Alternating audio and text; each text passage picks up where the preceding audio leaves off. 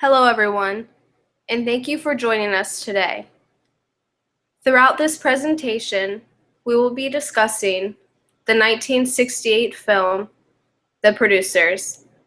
The members in this group include Paige Lewis, Michael Harold, and Jacob Ewing. To start off our discussion, we wanted to offer some background information on this film. It is written and directed by Mel Brooks, and the two main characters include Max Białystok, played by Zero Mostel, and Leo Bloom, played by Gene Wilder. And it is considered a satirical dark comedy. The film had a limited release in 1967, and due to the release being a disaster, embassy executives refused to sell it. It wasn't until November 10th, 1968, that the film had gained enough support to have a full release, although it took a couple years before the film gained higher approval ratings. It also won a series of awards. In 1969, it won one Oscar for Best Writing, Story, and Screenplay. In 1969, it also was nominated for Best Actor in a Supporting Role. And again in 1969, Zero Mostel was nominated for a Golden Globe for Best Motion Picture Actor. And in 1969, Mel Brooks was nominated also for a Golden Globe for Best Screenplay. Mel Brooks also won an award for the Writers Guild of America for Best Written American Original Screenplay. And Mel Brooks was nominated for the Writers Guild of America for Best Written American Comedy. In 2001, it was made into a Broadway musical, and in 2002, it was re-released in 3 theaters, helping generate some extra revenue. And eventually in 2005, the film The Producers was made based on the musical.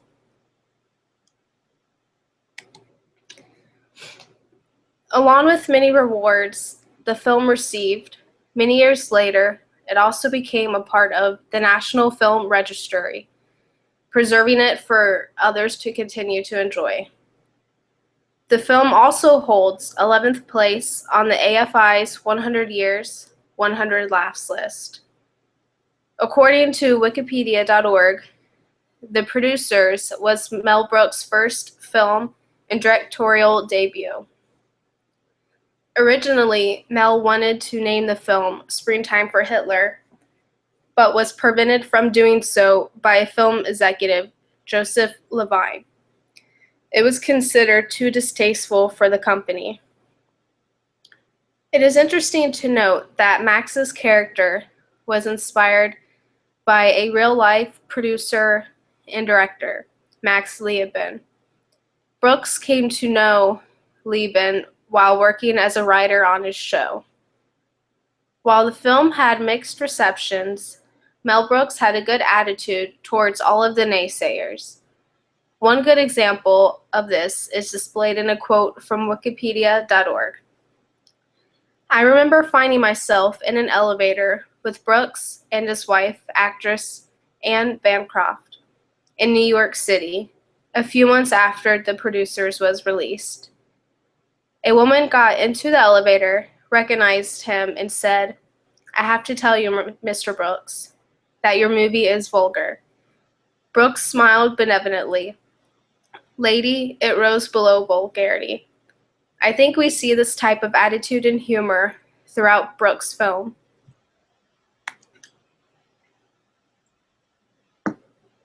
The main cast of characters include Max Białystok, who plays the producer, Leo Bloom, who is the accountant, the group of elderly ladies who are Max's lovers and investors, Ulla, Max's Swedish secretary, Roger Debris, the theater director, Carmen Gia, Roger's partner and assistant, Franz Liebkind, the screenplay writer, and Lorenzo Saint Dubois, also known as LSD, is the theatrical Hitler. Now, after hearing about the background and cast of characters of the producers, we will talk about the overall summary of the film. Set in the late 1960s, a once successful but now failed producer, Max Bialystock, convinces an accountant, Leo Bloom, to use creative accounting to help them both make a lot of money. Max and Leo partner up to make a Broadway play that will surely fail. Max raises $1 million, more than is needed to make the play, from his elderly suitors and sells shares equaling 25,000%. Obviously, you cannot sell more than 100% shares of the film's profits, but since the play will surely flop, no one will ask for the money or look at the books, and Max and Leo will be rich. They plan to take their gains and move to Rio. The play they choose, Springtime for Hitler, was written by a Nazi sympathizer named Franz Liebkind. They convince Franz that the play is great and will be a big success. Franz believes them and gives them the rights to produce the play. In addition to a bad play, Max chooses a director who is known for terrible play releases that typically don't make it past the first day. Roger Debris directs the play, and a terrible cast of characters, including the hippie actor LSD, who is cast as Hitler. Max and Leo are excited for the opening night of the play, knowing everyone will hate it. Unfortunately, the opposite happens. At first, the audience begins to walk out, and Max and Leo are thrilled. But Lorenzo Saint Dubois, Hitler, decides to ad-lib, adding humor to the bizarre storyline. The audience mistakes the play for a dark comedy, and Springtime for Hitler becomes a success. An already drunk Max and Leo panic and go through numerous scenarios to get out of trouble.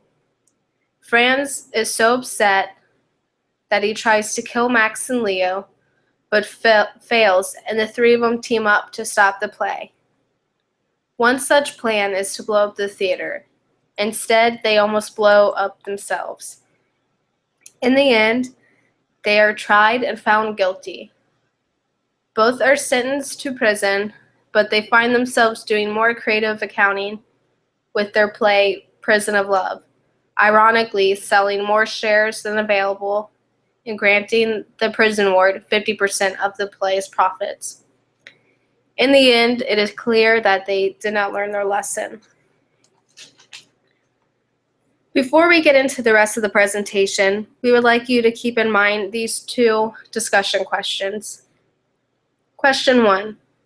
Based off of the Encyclopedia of Philosophy, author Paul Edwards defines the characteristic of morality as motives that incline us to choose the right or the wrong course.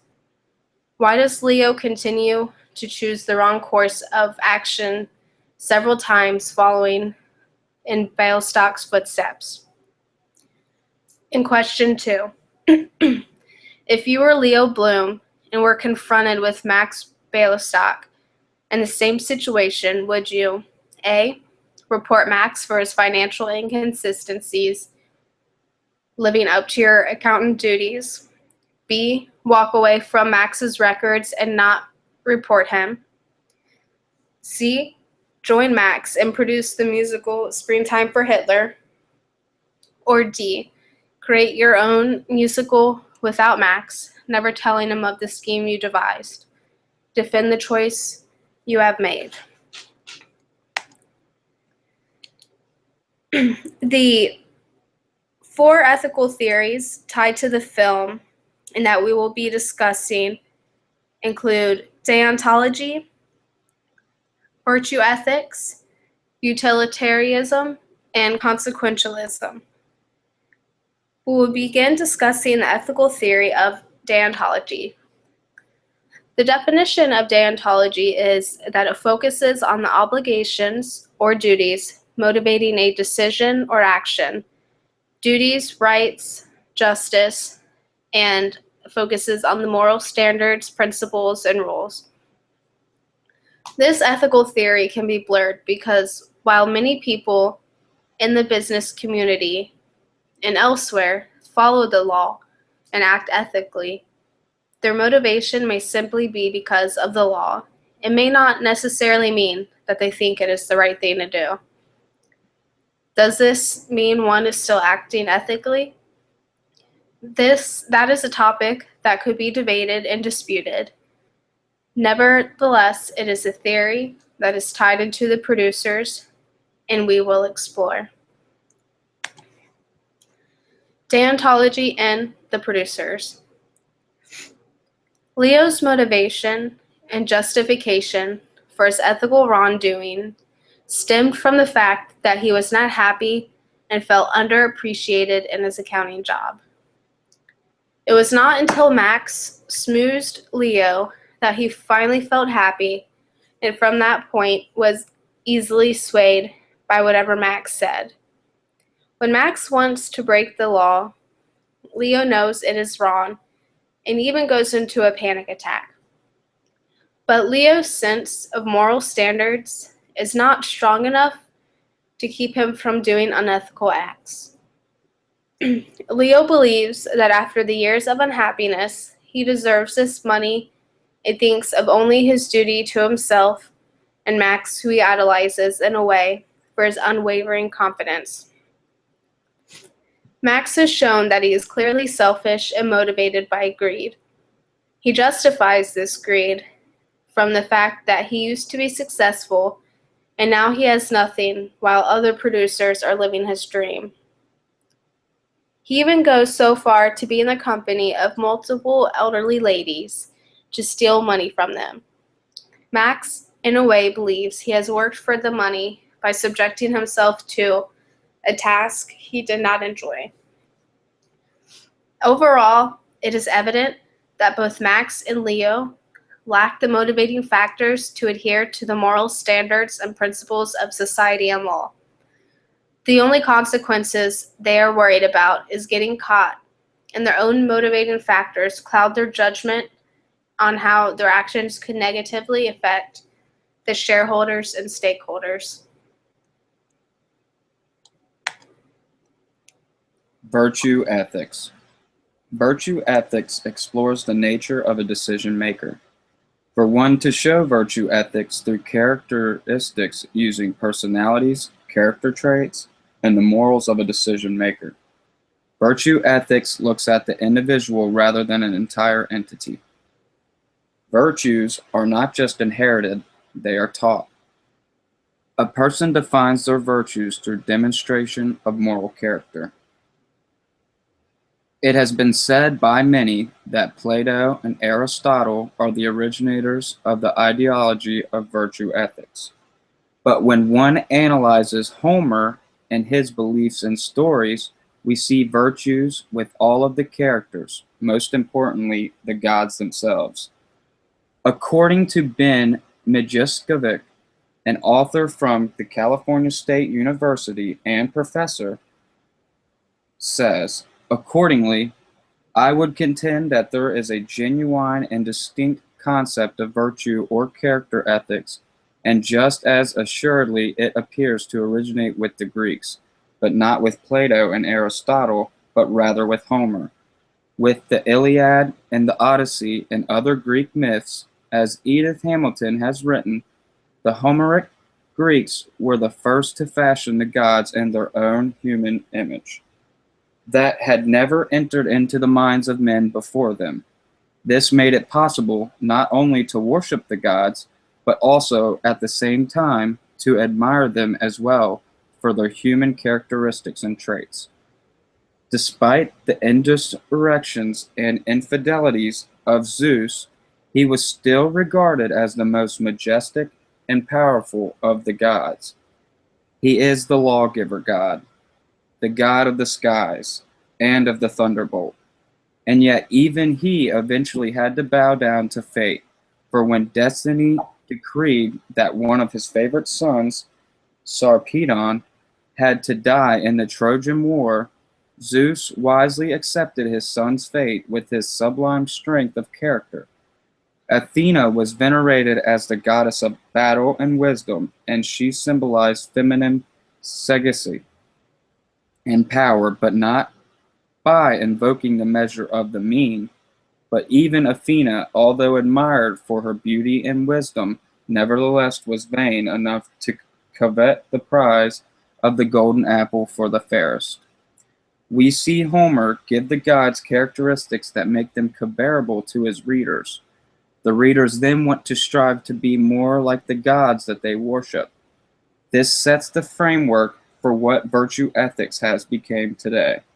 If it wasn't for Homer's The Iliad and the Odyssey, Plato and Aristotle may not have broadened with their virtue ethics, and they wouldn't be what they are today. Other gods similarly symbolized human virtues. Hermes represents resourcefulness, a trait also much admired in the Odyssey. And thus it was the Greeks learned to respect the same characteristics in their human heroes as they valued in their gods. Virtue ethics are shown throughout the business world. When you work for a business, you must show virtue ethics while acting in accordance of the business's virtues. There can also be clash when trying to decide important business decisions while having your own personal virtues. Author Joe Cohen explains, the ethics of a virtue or character de-emphasize action or doing of a favor to what a person should be or become. This ethical theory requires an accountant to wrestle with questions such as, what makes a good businessman?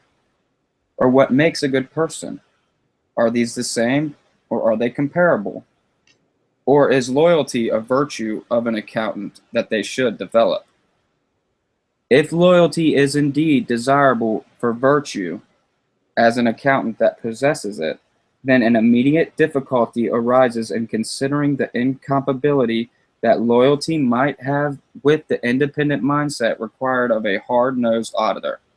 However, virtue ethics should not be entirely dismissed as they do have a place in accounting. The AICPA did rely on the idea of virtues in constructing the Code of Professional Conduct. The code includes both rules and principles, with the principles being idealistic in nature, describing virtues for CPAs to possess. The producer's opening act has two completely opposite men of virtue. Leo's character begins as an honest accountant who shows traits of cowardice, friendly but reserved man. Max, on the other hand, has lost his young morals. He is a Broadway producer that used to be a wrecking force in the profession, but now has changed. Max is shown having several relationships with older women for money. Max shows traits of ambition, quick-temperedness, charismatic, and is very rash. After the first major scene of the movie, we see an almost complete change in Leo's moral character and his virtues. Once Leo had the bright idea of committing fraud, and his reaction is to tell Max of this theory that he had. Max, seeking only greed and an escape from his life, the one that he has sought for himself, becomes obsessed with Leo's theory. He persuades the reserved, closed-minded accountant into producing a doomed-to-profit musical. Throughout the film, Leo has moments of regret, but they are too minuscule for his newfound traits. He becomes obsessed with his theory to make more money. Leo battles with his own greed and stupidity for the theory he believed would make Max and himself a lot of money very fast. In the final moments of the film, we see Leo tell the judge that Max's virtues are completely against good nature. We see Leo become more like Max, developing a new personality and different character traits. Leo believes that he has been manipulated by this man and his morals, when in fact he was the one to even come up with the theory in the first place. Now they both run small musicals in their jail cells, making profit. Resolution. Oh, next slide. Consequentialism. Consequentialism, the theory that ethical decisions should be made on the basis of the expected outcome or consequences of the action, according to dictionary.com. This theory is a very wise decision-making theory. It is one that we learn as we grow up through being punished by our parents. This theory is that for every action, there is a consequence. The theory has many different types. Here are examples of a few. Utilitarianism. Actions are chosen based on happiness of the many. Hedonism. Theory that pleasure is the most important pursuit. Egoism. Action is right based on how it affects oneself. Consequentialism does not itself say what kind of consequences are good. Hence, people can agree on consequentialism while disagreeing about what kind of outcome is good or bad. If you happen to be in charge of setting speed limits, you might be thinking that a bad result is a death. The fewer deaths, the better. But the people who die in accidents were all going to die eventually anyway. So a fatal accident does not mean there are more deaths than there otherwise would have been. This theory is based off of William Haynes. This quote shows why this theory is so widely debated. This theory sounds like a perfect way to do things. We try our best and our whole lives to do what will keep us out of trouble. We see trouble as the only consequence, but in reality, a reward is also a consequence. So though this theory sounds very good from a distance, it is hard to say what truly is. But we will just look at that from the point of us as we read the definition. Consequentialism in the film The Producers, we see two men. One who is a greedy thief who has never made a decision based on anything but his own wealth. And on the other hand, we see a man who's based his entire life on the consequences and doing what is right. Max would be considered a non-consequentialist. His decisions are made, but not based on the consequences, but on what will benefit him in the long run. So the positive consequences.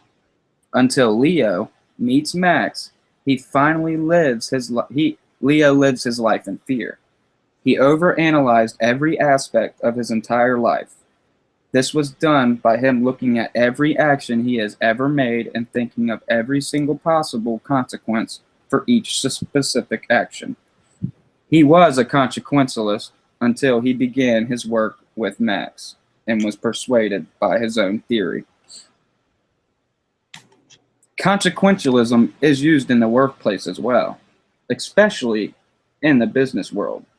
This theory could prevent corruption and theft. The hard part of following this in the work environment comes back to the part of this theory that a consequence can be either good or bad. When attempting to use consequence ethics in the workplace, remember that it is your employer who justifies what type of consequences.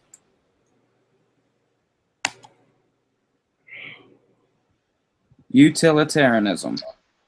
The ethical doctrine that virtue is based on utility and the conduct should be directed toward promoting the greatest happiness for the greatest number of persons, according to dictionary.com.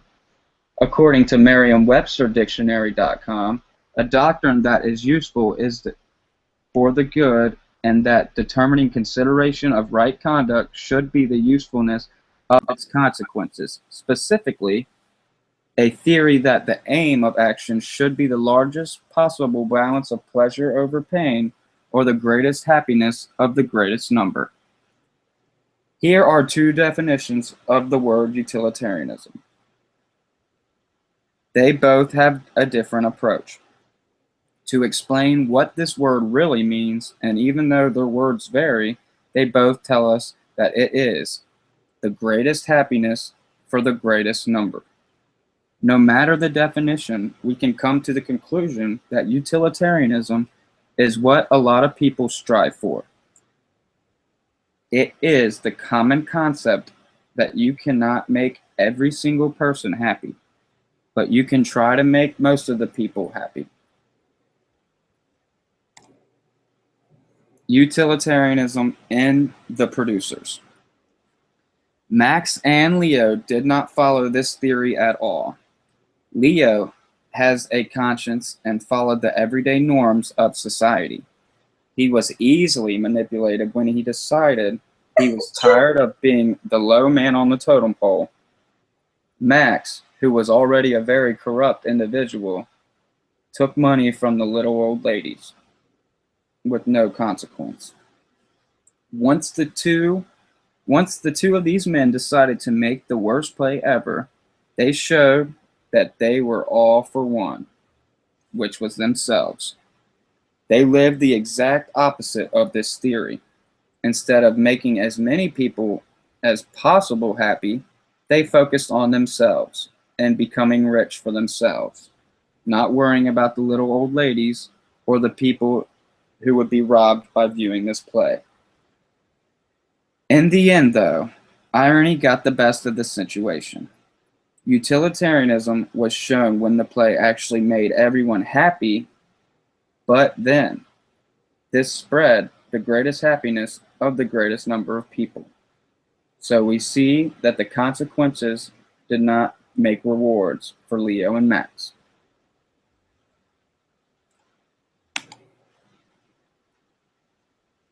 Utilitarianism in the workplace. There are two types of utilitarian ethics practiced on the job: rule utilitarianism and act utilitarianism. Rule utilitarianism is put in place to benefit the most people by using the fairest methods of possible.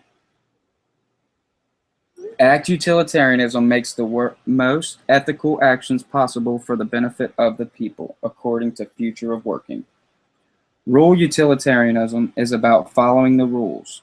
Most rules are set in place to appeal to the highest number of people as possible. They are to make those people happy. This can be seen in a recent gay marriage acceptance in the courts. Some may still see it as morally wrong, but it makes the majority of people happy. Act utilitarianism is a person performing an act that makes them happier than if they were to perform a non-moral act. It makes you feel good to do something good for the world. It is about the highest amount of happiness one can achieve, but not only for one person. It is looked at as a society. It is more of a sense of personal achievement. Continuing on to ethical resolutions.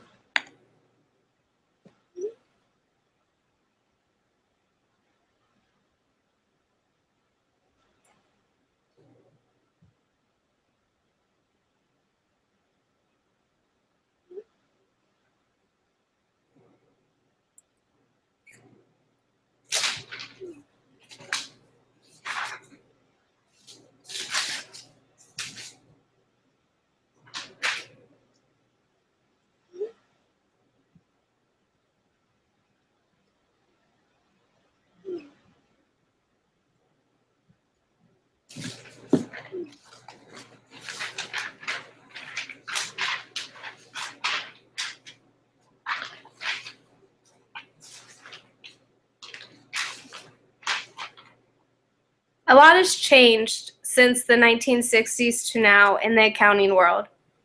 While the standard today is risk accounting, that was not common in the 60s. Leo Bloom focused on backward accounting, finding past discrepancies. Once the $2,000 discrepancy was discovered, Leo should have assessed further risk of fraud. The laws and regulations of the time were not as pronounced, but still existed. While Sarbanes-Oxley, or commonly known as SOX, had not made its presence yet, government boards did have regulations and standards for proper accounting. Leo mentions in the film that the proposed scam is illegal, but chooses to not follow his duties as an accountant. Leo could have acted ethically by not proposing how to make money on a flop, but by how Max should have been maintaining his books and finances. In addition, a conflict of interest is created when Leo lets Max essentially wine and dine him in the city. This breaks accounting professionalism, and avoiding it would have set boundaries between Max and Leo and essentially ethical expectations.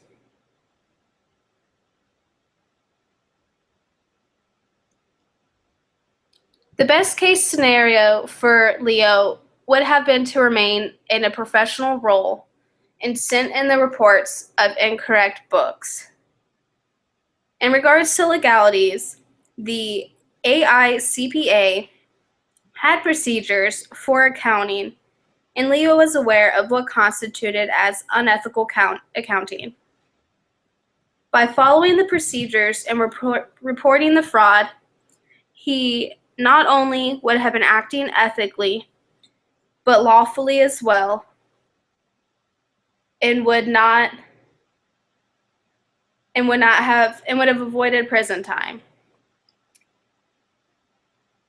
In regards to the cost, if Leo reported the $2,000 fraud, Max may have served minor jail time and fines, but there essentially would have been no cost to Leo. That would have been negative. And finally, the impact. Max would have been impacted by potentially serving jail time, and Leo potentially would have remained unhappy in his job and life, but would not be behind bars. And for the shareholders and stakeholders, the elderly ladies would not have been deceived and out lots of money. And the director, writer, and numerous actors also would not have been deceived into the promise of income and fame. Ethical resolution number 2. Leo, in the opening scene, decides that he will be using creative accounting as a hypothetical producer that can make a lot of money by creating a play that flops. Max pressures Leo in believing that they could in fact accomplish this feat of making money off of a play that does not succeed. Max receives a lot of money from his several lovers, the old ladies, stakeholders / shareholders. Max promised the older women with large returns from the musical, which would be impossible for them to accomplish with the way Max was already spending the money that they received. If Leo followed the virtues that he had used to become the man he was before stepping into Mr. Baileystock's room, he would not be in jail. Leo may not have been the most wealthiest man, but using virtue ethics, he would have been able to decide which decision was right or wrong for himself in that particular situation. Virtue ethics focus on a decision maker's morality. If Leo would have never even tampered with Max's variety of personality traits, Leo did not act in accordance to the laws of his accounting and became financially intimate with his client, Mr. Baileystock. Continuing on, we will look at the legalities, the cost, and the impact of Leo and Max's decisions. Legalities. Leo broke a huge legality with himself. The nature of his virtue ethics were opposite of the character traits that he began with in the movie. When tempted by Max and greed, he becomes entranced with the profit from his theory, and he breaks his own moral code. 3 college professors wrote an article about Waste Management's audit failures. Some would regard Waste Management as the largest auditing scandal ever. Of course, who was the figurehead behind the fraud? Arthur Andersen from Enron as well. According to, did the Waste Management audit failures signal lower firm-wide audit quality at Arthur Andersen? Andersen's involvement in the Waste Management audit was particularly damaging. In 1998, Waste Management restated its 1992 to 1996 pre-tax earnings by $1.43 billion. At the time, this reinstatement in the Securities and Exchange Commissions was the highest in history. As Waste Management longtime auditor, Andersen was sued by the SEC for securities fraud. The SEC accused Andersen of issuing false and misleading audit reports and for acquiescing to managers at Waste Management. It was the first time the SEC has sued a major accounting firm because of a failed audit. If only they would have known about the producers in the 1960s. Admitting no wrongdoing, Andersen settled the suit on June 19, 2001 by paying a then record civil penalties of $7 million and agreeing to a permanent injunction that prohibited it from further violating security laws. The SEC announced its investigation of Andersen's role in the Waste Management audits on April 3, 1998, in the administrative proceedings issued on June 19, 2001. The SEC concluded that A. Andersen's 1993 to 1996 audit reports were materially false and misleading. B. Waste Management's 1993 and 1996 financial statements were not fairly presented in conformity with the GAAP. And C. Andersen's 1993 to 1996 audits were not performed in accordance with generally accepted accounting standards, the GAAP. The SEC also made it clear that culpability was not restricted to the engagement team. In particular, the SEC argued that the practice director of the Central Region should not have known that the netting method violated the GAAP, meaning that an unqualified opinion was not warranted. If Leo would have not been tempted by Max after this precedent was already set by Andersen, he could have avoided a ton of legal trouble. We know that the accounting firm involved with Waste Management did not operate within the standards of the SEC set before them, and neither did Leo.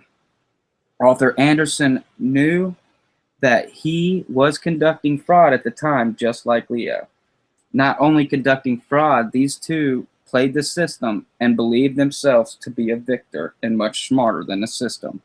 But both ended up in jail. WorldCom found itself in a whole lot of trouble when they committed fraud on a much larger scale than Enron. The producers could now look towards cases that author Gary Gurix describes in his book, What Went Wrong? Accounting Fraud and Lessons from Recent Scandals. By the middle of 2002, the financial and political worlds stopped hyperventilating about Enron, and business as usual was returning. Then came the announced bankruptcy of WorldCom on July 22, 2002.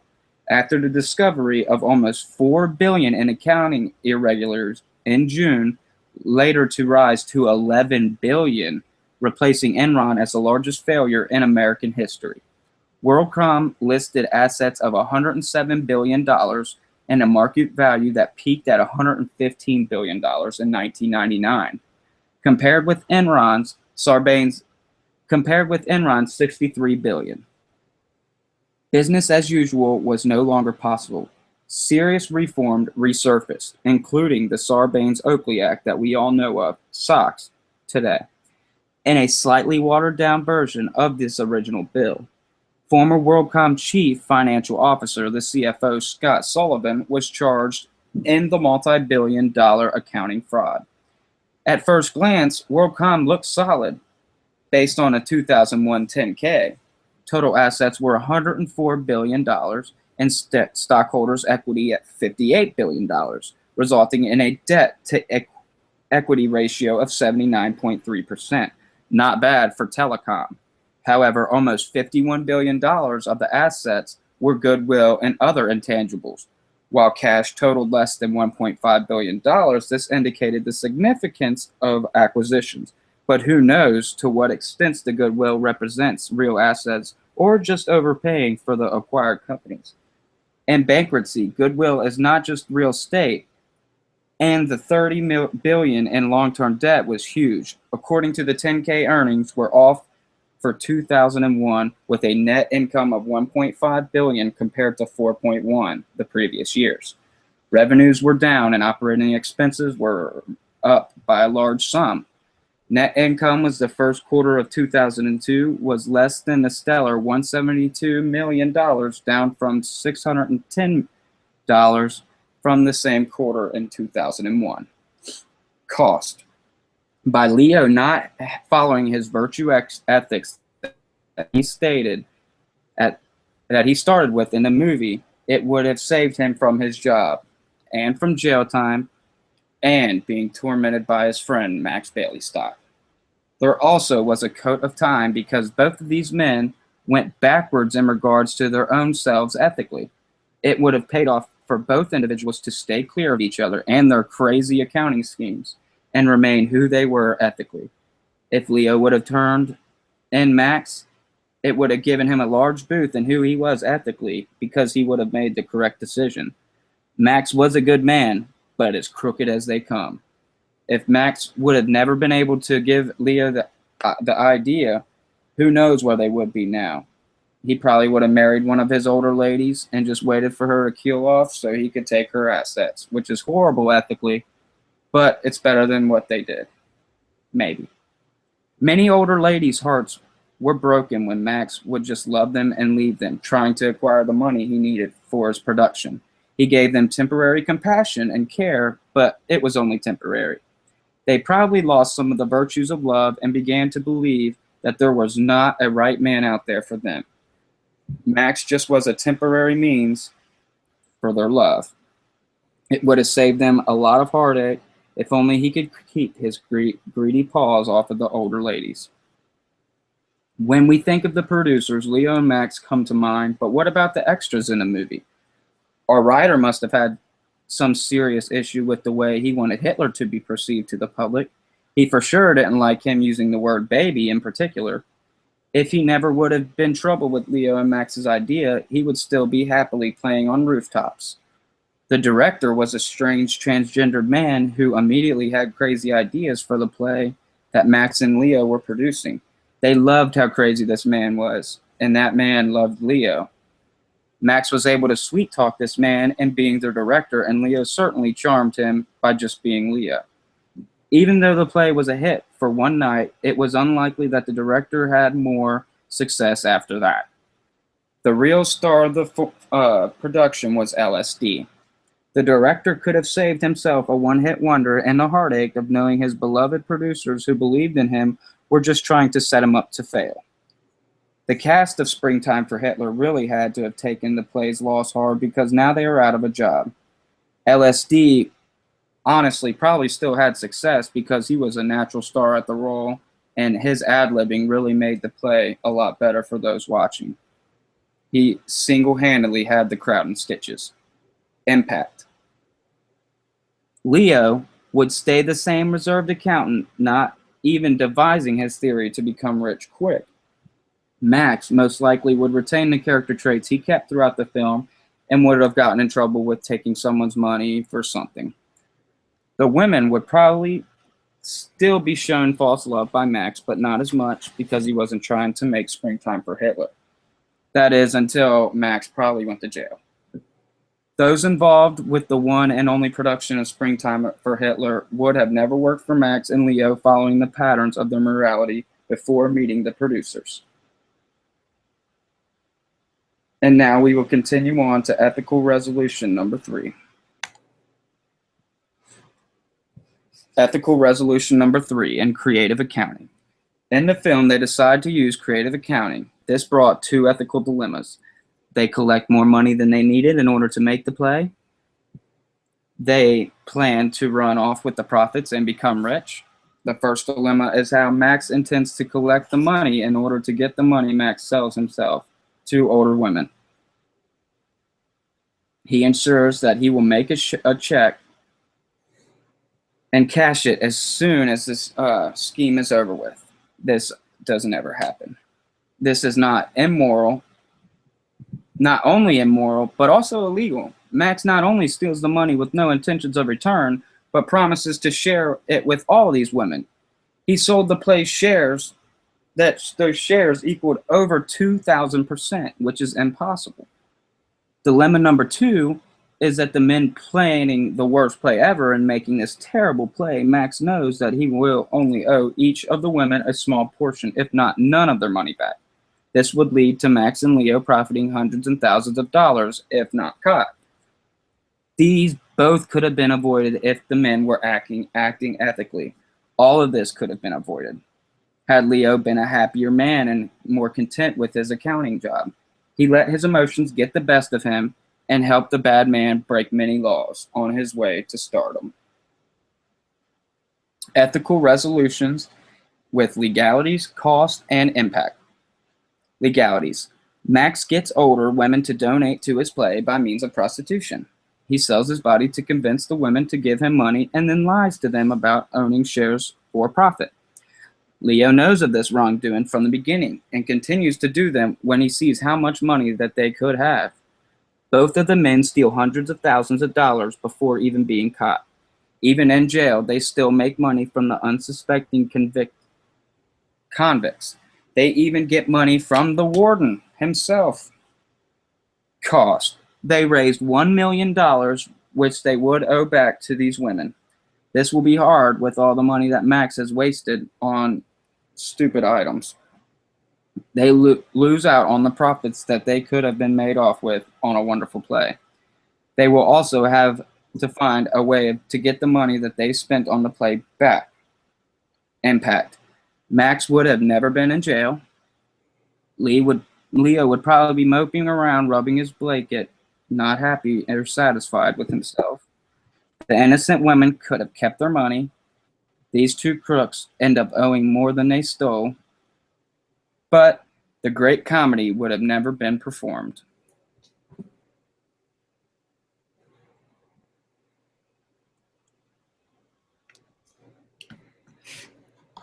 Final recommendation.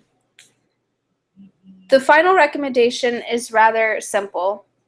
The whole dilemma goes back to Leo fixing the $2,000 problem on Max's books.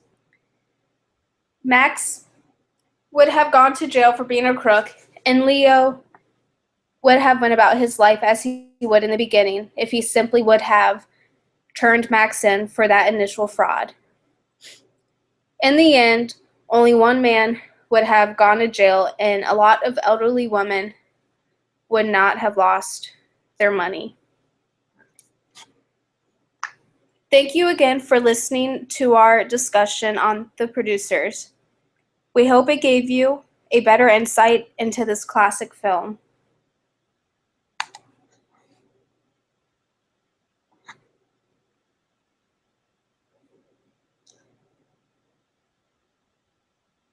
Here's all of our great works cited that you can look at just to know who we exactly used to help us create this great presentation. Thank you for your time.